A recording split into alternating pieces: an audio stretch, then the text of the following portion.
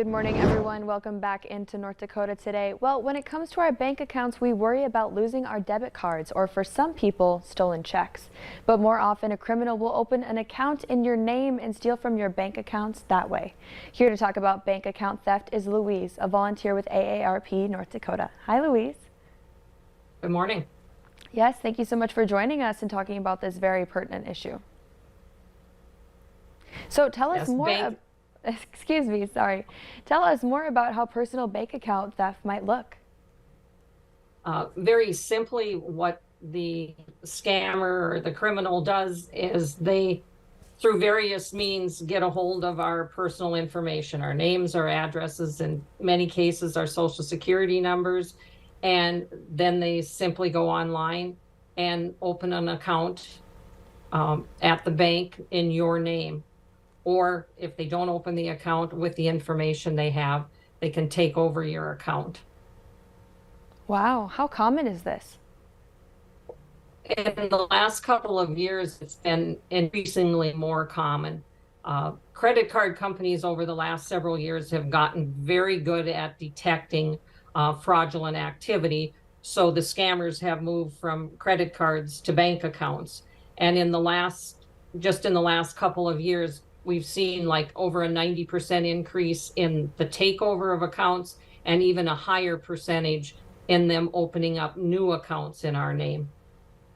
Absolutely. Are the banks doing anything to protect us? Well, while our banks have every type of security in place that they possibly can, there's very little they can prevent once that criminal has our personal information.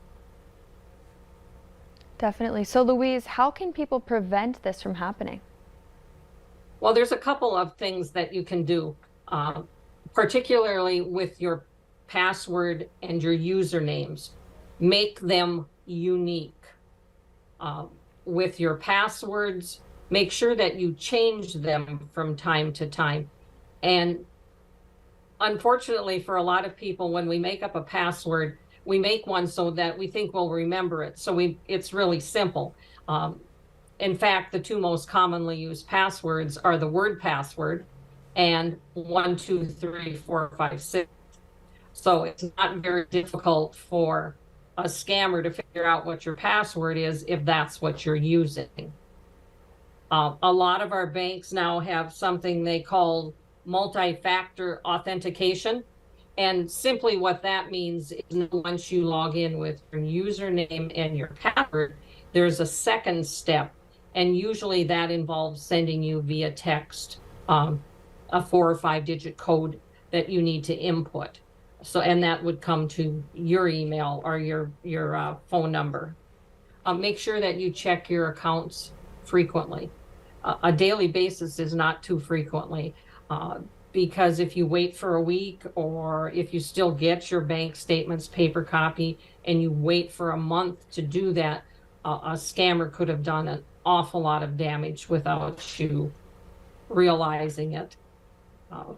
Set up alerts from your bank if your bank has that in place, that when you have a transaction, you get an alert that it's happened. So if someone has gotten into your account and they try to use it, you'll get an alert immediately.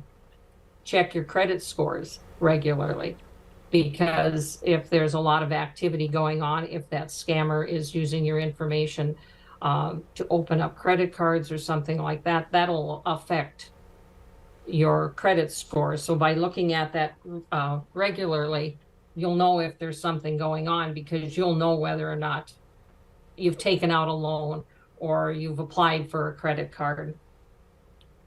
And for a lot of us, this one really catches us off guard.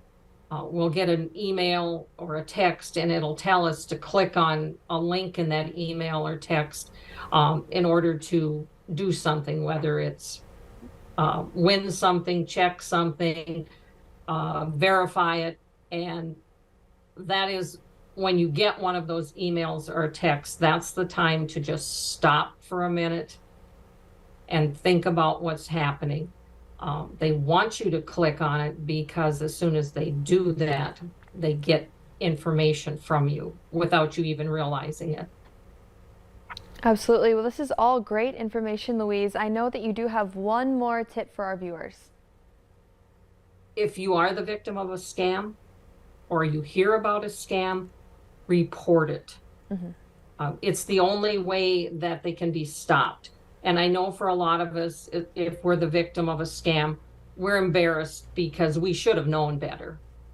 But a lot of times things happen so quickly that we don't realize until it's too late. So if anything, if you are scammed or you hear about a scam, report it, because that's the only way the police can do anything about it, is if they hear about it. Absolutely. Well, thank you so much for sharing that information with us. You're welcome.